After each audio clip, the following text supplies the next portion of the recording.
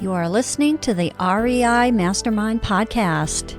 Join JD as he chats with industry-leading real estate experts and professionals.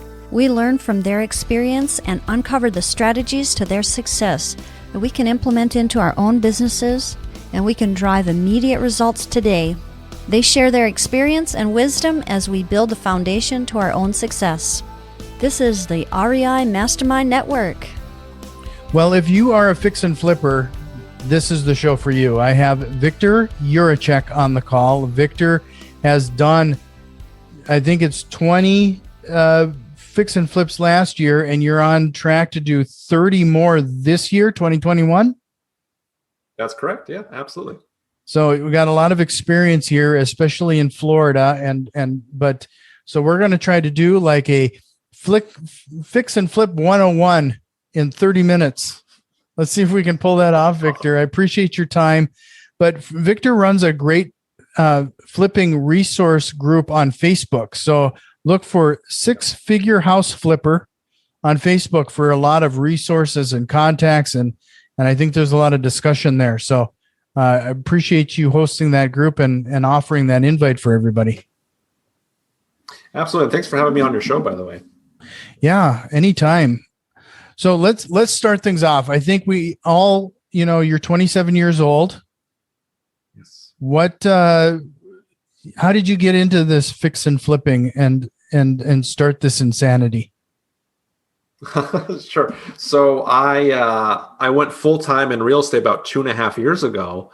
And before that, I was like kind of like a corporate job, like kind of 9 to 5. I was a home health administrator, essentially. So like help run an office. And like, if you're familiar with home health, like whenever someone gets discharged from the hospital, they still need time to recover. We'd send like a nurse or a physical therapist or a caregiver, importantly, just to help them recover. I just basically found out like, hey, this isn't for me. Like there's nothing wrong with the work itself. It just wasn't like, I wasn't really passionate about it. I was kind of neutral about it. Mm-hmm. And then the other thing was, it just wasn't getting me where I wanted to go financially. So like at the end of the month, I'd have like maybe an extra $500 or an extra $1,000 that I'd saved left over after all expenses and that sort of thing. I was like, I projected that forward. It's like, hey, this isn't going to get me where I want to go financially. And I deserve better. So, just started to dabble in the real estate and eventually got into wholesaling and fix and flipping. And, here I am.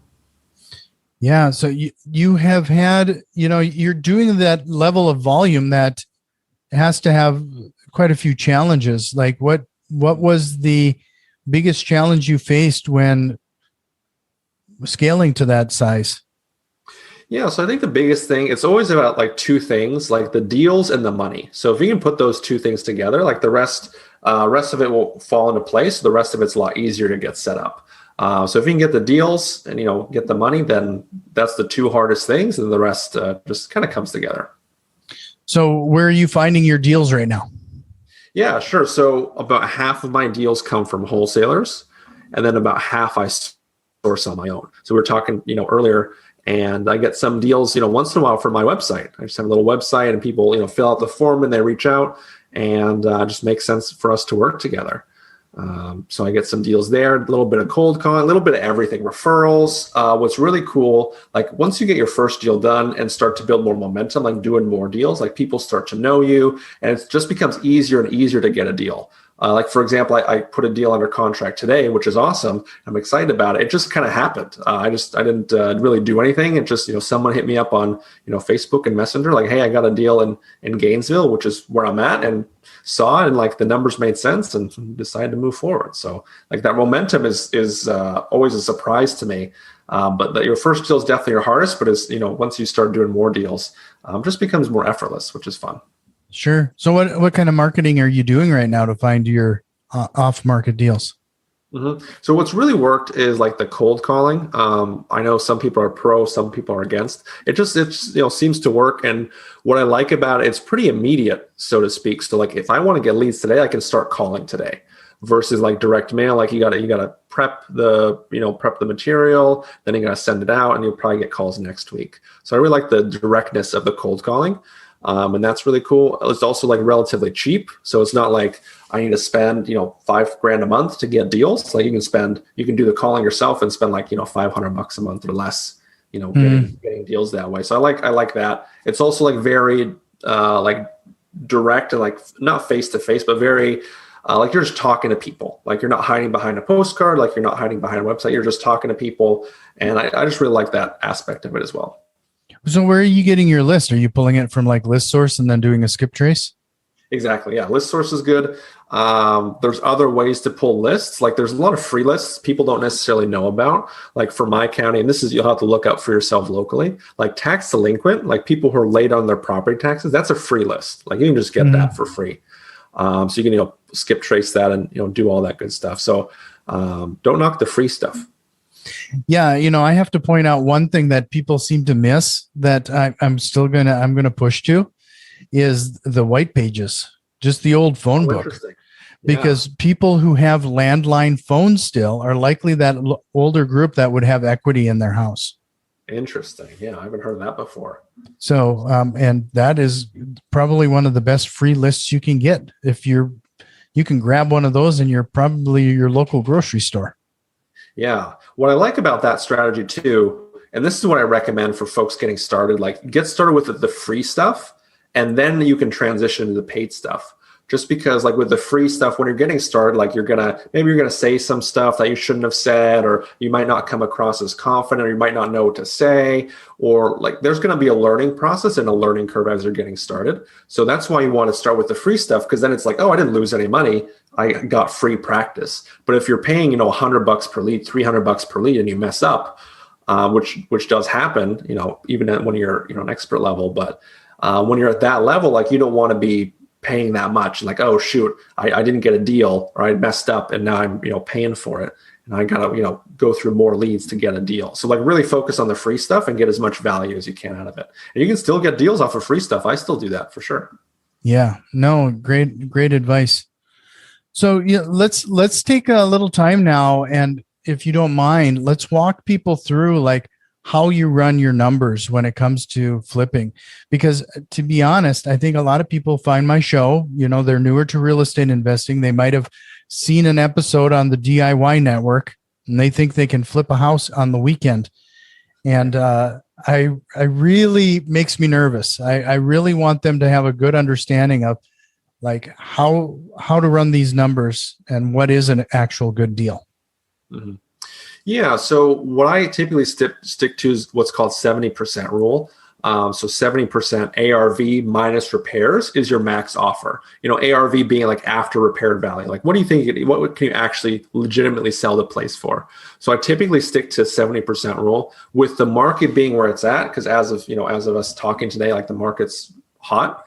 To say the least. So I have a little wiggle room with that. So even if it's off maybe like a couple grand or maybe $5,000, I still do the deal, just because I know like the property is going to sell and might even sell above asking. I know I don't have to factor in any holding costs, because I just know as soon as I list it, like it's going to be gone in the next couple of days.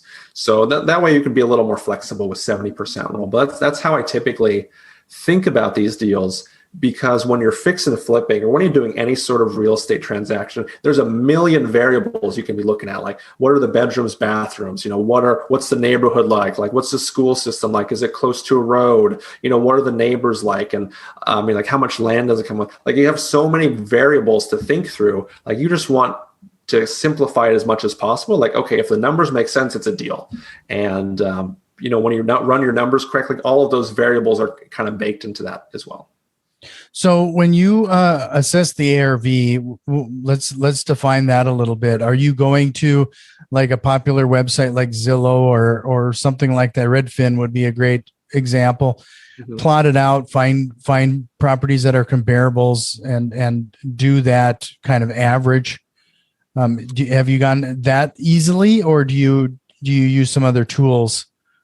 To come up with those comparables? For sure. Let's talk about that. So I first want to talk about what not to do. And then I talk about like what I do and a couple tips and tricks there. So I highly recommend against. So a lot of people use PropStream for ARV. Nothing against PropStream, but I just don't feel like their ARV tool is that great. Like I recently, for example, I listed a property, this was last weekend. According to PropStream, it was worth $199. I listed for $240 and I got above asking to $256. So if I, stuck with PropStream, like I would have missed out on quite a bit of money. So I would recommend against using PropStream for that reason. You can use it for other purposes, but just for the ARV, it's not quite there. Is what I've seen in running deals. What I typically do, I just look on for free on deals with Zillow, and you can look up like what's sold in the area. You can get a nice neighborhood view, like how long it's, and then you figure it out from there. You look at comps, and I basically what's sold in the last 12 months that's similar to the property. And I found that just looking at like the higher end properties, like if it's kind of outdated and like in the middle tier, like I don't really look at those. I look at like what's the highest, like the nicest properties, because mine are typically nicer or on the nicer end. So that's how I look at just Zillow's fine. If I need a second opinion, I've had success like asking a realtor for ARV. They're typically happy to help out. That's what they do all day. They just pull comps. I've actually also had success here with Fiverr. So you pay like $5-10, someone like pulls the comps, and you get like, I've gotten like really detailed comp reports, and it's like, 20-page comp report, like breaks everything down. I sometimes miss it, and they have MLS access and that sort of thing. And I've had a lot of success with that as well, just using Fiverr. Yeah, no, that's, we use Zillow quite often, and that's actually the best way to do it. Just, you can set it to sold and check the neighborhood. Our CRM pulls in comps, but to be frank, I don't use it very often because we found that it's pretty off too.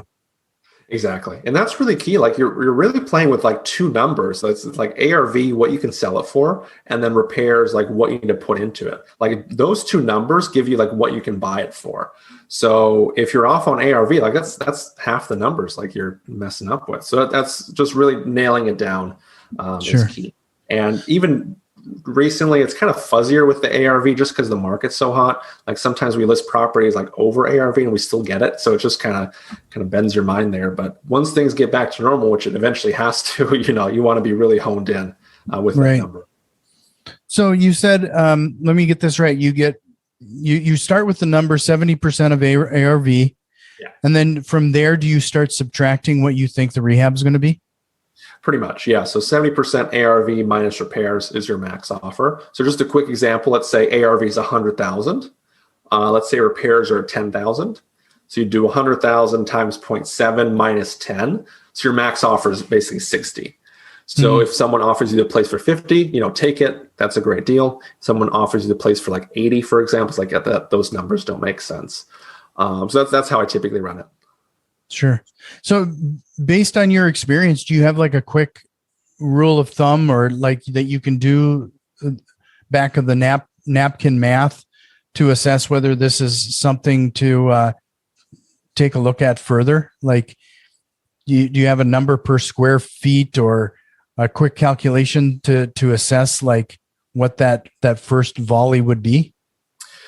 Yeah. So especially for renovations, I'm pretty contrarian. So a lot of people say like, oh, if it's a light rehab, it's 15 a square foot. If it's a medium rehab, it's 25 a square foot. It's a heavy rehab, 35 a square foot. I really don't like that sort of thinking.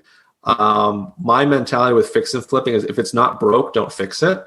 So you're just trying to fix what's broken in the place. Like if the roof is 5 years old, like don't do a new roof, like keep the roof there. If the kitchen's like a little bit outdated, but not perfect, like just keep the kitchen. Make your life simple. So I break down my rehab budget, like what needs to be fixed. So I say like, okay, painting is going to be this much, flooring is going to be this much, this is going to be this much, roof is going to be X. And that's how I break it down. I don't break it down by square foot. A little bit because that is influenced by like flooring prices and like painting prices because of like how much surface area or whatever. But that's how I typically think of it. So I just break it down. I walk through a property, and what's really good is you do it more and more, like you'll start to be more familiar with prices. So I can walk through a property now. And it took me some time to get here. And like within 90 seconds, I know I have like a number in my head, like this place needs 50,000. This place needs 20,000. Then you can, just plug and play from there. Sure. So now that you've done this, do you kind of have a formula? Like I'm sure you have like a team that you kind of go to on a pretty regular basis that does a lot of this work. Do you have like a run book, if you will, that details like, well, Victor, all of his property has this color walls, this flooring, this, like what do you do to prepare or document what's going on? at each step? Yeah. So what's really good is as you start to do more volume, like we pretty much just stick to the like same colors for everything. So it just makes it simple, especially as we have like leftover material. Like you can just use it on the next place because you know it's going to be the same color. So we typically do like a kind of like a light gray carpet and then like a light gray LVP, which is like a luxury vinyl plank. So it's kind of these like planks that stick together. So we do that. And then we do like a reflection gray by Sherwin-Williams. So it's kind of a light gray on the walls and then a white trim. So it's kind of that modern look, like just light gray colors. And that's what we typically do. And if there's anything left over, we'll just put it in the next place and, you know, keep it rolling. Sure. No, that I've just found that time and time again that seems to be the case. So when you're managing these contractors then going, and I can't imagine you doing all this work yourself. You got a number of contractors. Do you have people helping you manage these projects as they're going on, or how does that look? Yeah, no. So I have a project manager now, which makes my life a ton easier. Just someone who can be there, check in on things, and make sure everything's going well. So that's pretty much it. So, you know, with me, with where I'm at, I have again, the goal for this year is about 30 flips, and I'm on track for that, which is great. I have about 13 going right now. So for me to be, you know, running around and trying to, you know, knock those all out, that'd be pretty time intensive. So you have to start to build a team. Like if you want to hit like 6 figures flipping, it's totally fine. Just be by yourself. That's, you know, 3-4 flips per year, totally doable. As you want to start to scale and do more, like you want to start to build that team. Right. So how did you find your team members? Is that all about networking, or did you start calling the yellow pages? I wish. Yeah, I wish.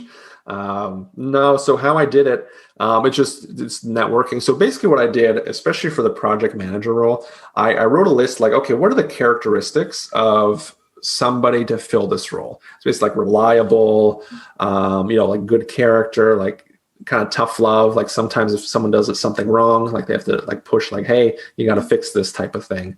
So I basically wrote out all the characteristics of that. And then I started to reach out to people who had like similar characteristics in my network. And the idea is like attracts like. So if someone is like highly dependable, like their circle of influence, their circle is going to also have people who are highly dependable, because you're not going to have a highly dependable person kind of associate with someone who's like flaky and doesn't get the job done. So basically started to reach out to people in my network and just got connected to like, you know, to another person and just made it happen. So it's been working out so far. Yeah. So with that, you know, we've seen some variables that have changed things, I'm sure, for you over the past year, you know, with COVID and everything, but there seems to be a bit of some pricing issues when it comes to lumber and building material. How has that impacted your numbers and how you run things? We pretty much do the same thing. Like even if, you know, prices have gone up a little bit, what I've seen is it typically just makes up for it on the appreciation. Like we have to put a little more into the renovation, but by the time we sell the place, like we just sell it for a little bit more, and it just works out that way. So luckily we're in a good market and a highly appreciating market. It'd be a different story if our market was flat and like the costs were still rising. But now, like so far from what I've seen, it just basically matches it. So for example, I bought a property here and I bought in March, and that was supposed to be like a quick, 2-month deal. It's still taken some time with the renovations. It's a long story. But in that time, like the property is appreciated. It was originally like $315. Now it's more like $325.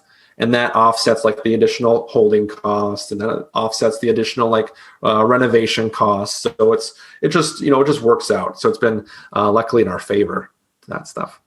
Yeah, I'm glad that you brought up the holding costs. How do people typically you probably would recommend them calculating that? Sometimes that type of thing is missed. Yeah.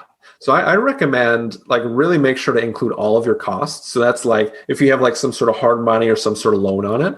So there's that like kind of monthly mortgage, property insurance. That's a fee as well. Property taxes, you might have to only pay that per year, but even if you own it for 6 months, like it shows up somewhere, like you have to pay it for the ownership. Utilities, that sort of thing. The other thing that people don't always look at is like the opportunity costs. So like the cost of your money being in one deal, in deal A versus deal B. So sometimes I like to like move my deals quicker. So sometimes I won't like, for example, like there are like when I'm selling a property, like maybe I'll take an offer that's not quite where I want it to be, but I know they can close quick and I can, sell the place to them versus like having the property on the market for an extra month or two. And like waiting for that tip top price. Cause I'd rather, be able to do, let's say, 10 flips and make 30K each than do 5 flips and make, what did I say? So I'd rather do, let's say 10 flips and make 30K each than 5 flips and make 40K each. So like through the volume, like you're able to do more and you're able to make more. So you have to look at the opportunity cost of the money sitting there tied up in a deal. Sure. So, now that you've been doing this for a while, if you had to do this all over again, what is one of those things that you would have done differently?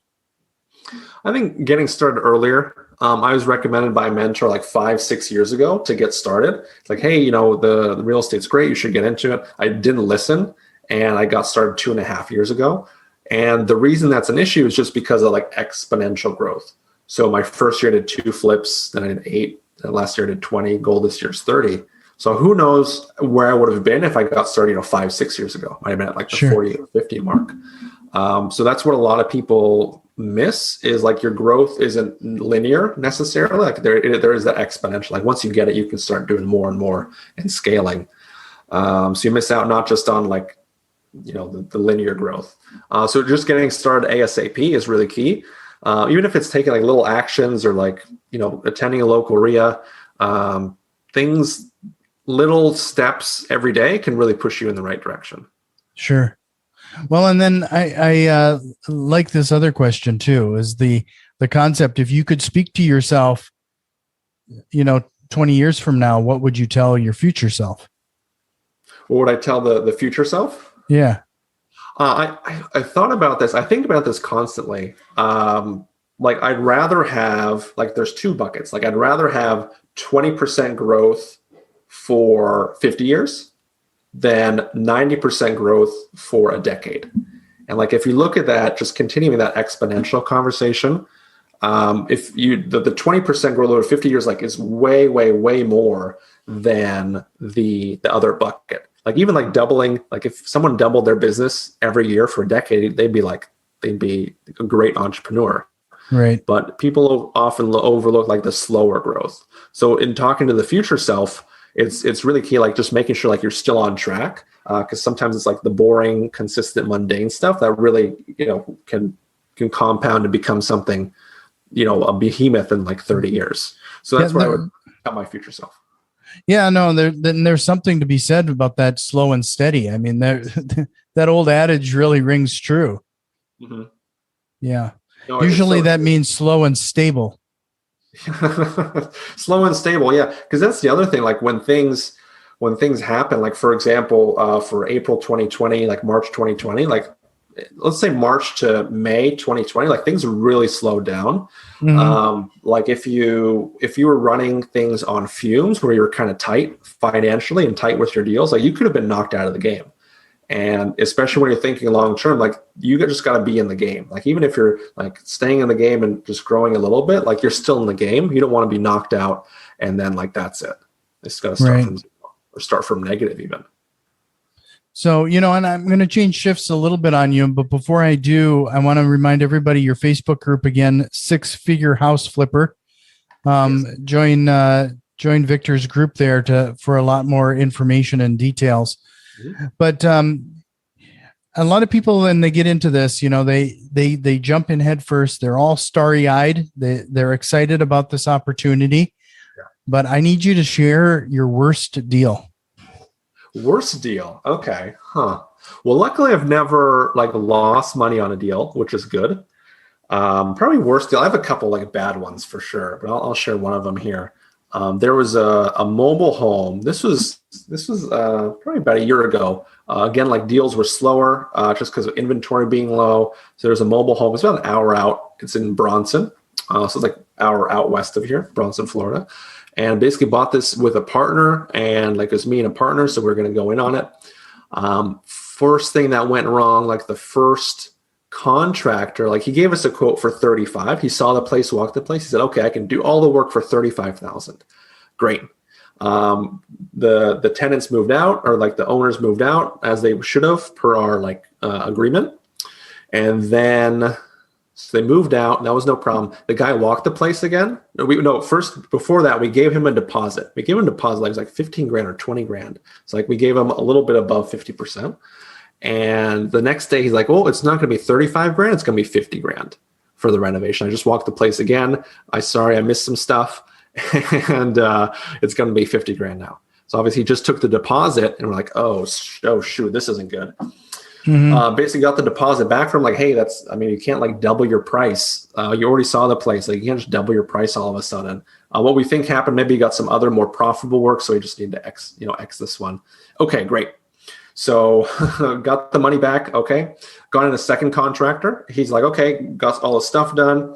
I think it lasted for about a month where like nothing was happening. Like they did demo, and then it was just promise after promise after promise, and like made zero progress. Mm-hmm. I don't think we didn't really pay him much. So it wasn't that big of a loss. It kind of compensated with what needed to be done. So that was the second contractor. The third contractor was able to get in there. He was really busy. So he had other projects. So like the quality, and there's a couple things like missed that were there. But other than that, like did a great job, got it. We listed it. Awesome.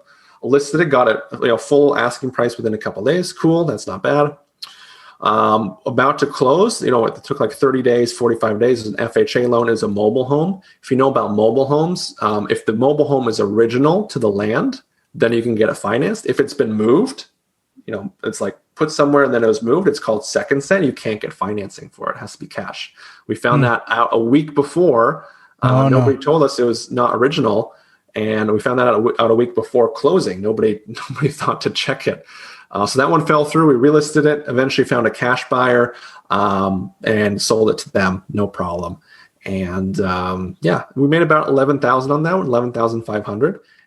It was just a lot of hassle. Like, yes, we made a profit, and that's awesome. It's just a lot of hassle, a lot of heartache, a lot of stress that I don't have to go through again on that right. one. That's probably one of the worst deals here. Well, let's leave on a high note. Tell us about your best deal.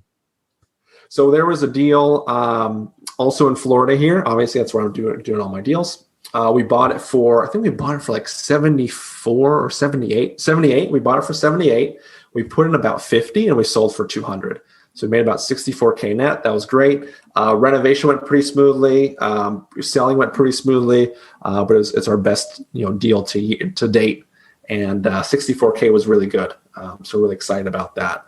That one went like mostly smoothly, and maybe a couple of hiccups, but nothing to report. So yeah, that was a good one. Sure. Yeah, that does sound good. So, I warned you when we started that I always like to start closing out the show with one actionable thing that you can give people that they can do right now to make an immediate difference in their business. What would you suggest? I recommend, especially for beginners, this is what I teach, like for your first offer, do what I call like a lowball offer. A lot of people get into like analysis paralysis, or they get into like, oh, what if I say the wrong thing? And they just kind of sit on the sidelines for a long time, and months become years, become, decades. So, just kind of drags on for a long time. So I'd recommend like this weekend, you can even do this today, like make a 50% lowball offer. So go on like a for sale by owner site, call up an owner, and if they're asking for 100, offer 50,000. And through this exercise, you realize like people are typically nice. Like you're not going to get yelled at. They're not going to come and beat you up. They're just going to say, hey, that's too low. I'm so sorry. That's not going to work for me. And that'll be that. And then you'll realize, oh, my worst fears aren't even that bad. So I might as well just, make this happen. So I shouldn't have this fear holding me back anymore. Yeah. And there's kind of a trick to that too. If you really get in the habit of it, I've always found that you can almost say anything if you ask permission first. Oh, I like that. Yeah, that's true too. That's true. Yeah. So if you say, I hate to tell you this, but would it be okay if I share? Mm-hmm. They'll say, yeah, go ahead. You're not going to hurt my feelings. And then it's not going to be as big of a hit when you do throw that out. I've used the phrase, or I've heard people use the phrase like, I want, like, what do you think you want to get for this place? Like, I don't want to insult you with my own offer. They're like, oh, no, go ahead. Go ahead with your offer. And then you've primed it in a way, like they can't be insulted after you just said, don't. Right. So in a roundabout way, just ask permission, and 99% of the time they're going to give it to you. Exactly. So, and for the 0.1% of the time, it's typically like some other issues they have in their life. If they're yelling at a stranger, like, I mean, that's that's on them. That's not on you. Right. Yeah. I mean, we talked early on, we talked about sending out mailings, and I just had another one just the other day called in, and there was nothing I was going to do or say to get her to not yell at me, because she simply had gotten a postcard in the mail. Yeah. So you got a little piece of paper in the mail and that makes you angry. So that's, what can you do about that? People get mail all the time. So I don't know. Yeah, exactly. And it didn't help when I asked her, well, do you call Walmart and yell at them too? No. Anyway. So lastly, is there a question you wished I would have asked you here today? Is there a question I wished you would have asked me?